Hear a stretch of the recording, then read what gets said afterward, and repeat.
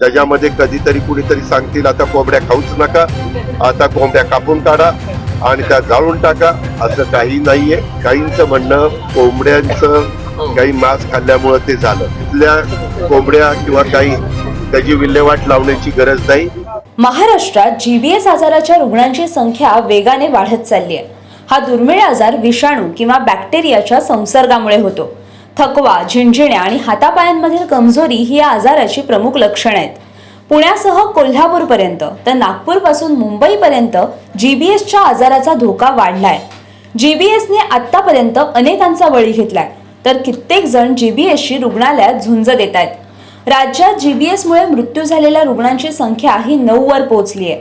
Mumbai, Pune, Solapur, नागपूरमध्येही GBS रुग्णांची संख्या ही दिवसेंदिवस वाढतच चालली आहे. दरम्यान राष्ट्रवादी काँग्रेसचे नेते आणि राज्याचे उपमुख्यमंत्री अजित पवार यांनी जीबीएस आजाराबाबत मोठी माहिती दिली आहे. अजित पवार नक्की काय म्हणाले पाहूयात.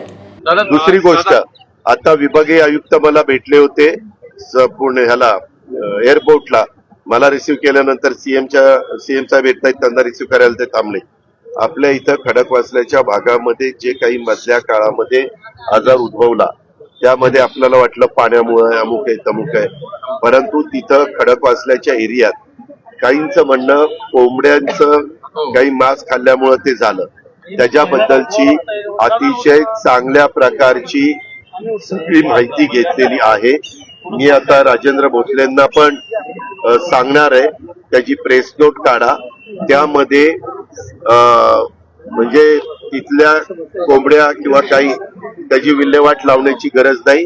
फक्त घेतल्यानंतर ते अन्न पूर्णपणे शिजून घेतलं पाहिजे. डॉक्टरांचंही म्हणणं असं आहे की कच्चं ते राहता कामा नये. कच्चं राहिल्यानंतर हे प्रश्न निर्माण होतात. आता जवळपास आपल्याकडे पेशंटची संख्या बरेच आटोक्यात आलेली आहे आणि ह्या संदर्भामध्ये आज उद्याच मी आता इथनं सीएम साहेब येणार आहेत पोलीस खात्याच्या कार्यक्रमाला. तिथं मला हे सगळे अधिकारी भेटतीलच. तिथं पण मी सूचना देणार आहे आणि ती प्रेस नोट काढणार आहे. माझी पत्रकार मित्रांना इलेक्ट्रॉनिक प्रिंट मीडियाच्या आव्हान आहे, आग्रह आहे की त्यामध्ये आपल्या नागरिकांच्या मध्ये भीतीचं वातावरण होईल असं कृपा करून आपण बातम्या देऊ नका. मी अतिशय जबाबदारीने सांगतो. मी विभागीय आयुक्तांना विचारलं, तुम्ही हे बारकाईने सगळी माहिती घेतली का? ते म्हणले हो घेतलेली आहे. त्याच्यामध्ये कधीतरी कुणीतरी सांगतील आता कोंबड्या खाऊच नका, आता कोंबड्या कापून काढा आणि त्या जाळून टाका, असं काही नाहीये. आता त्याच्याबद्दल राजेंद्रजींना पण माहिती असेल, बाकीच्याही अधिकाऱ्यांना माहिती असेल, तर त्याची विस्तृतपणे माहिती ही तुमच्या मार्फत आम्ही पुढे करणार. चिकन खाल्ल्याने जीबीएसचा धोका असल्याचं अजित पवार यांनी म्हटलंय. कमी शिजवलेल्या चिकन मधून जीबीएसचा धोका आहे. पोल्ट्री फार्म मधून नमुने घेतल्यानंतर त्यांची तपासणी करण्यात आली असता यामध्ये जीबीएस बाबत ही माहिती समोर आली आहे. जीबीएस हा आजार पाण्यामुळे झाल्याची चर्चा होत होती, मात्र कोंबड्यांचे मांस खाऊन हा आजार झाल्याचं आता पुढे येत आहे. मांस कच्चे किंवा कमी शिजवलेले खाल्ल्याने जीबीएस होत असल्याचं आता समोर आलंय. पण लगेच आता तुम्ही कोंबड्या मारून किंवा जाळून टाकण्याची गरज नाही, असेही अजित पवार म्हणाले. गुइलेन बॅरे सिंड्रोमची लक्षणं काय आहेत जाणून घेऊयात.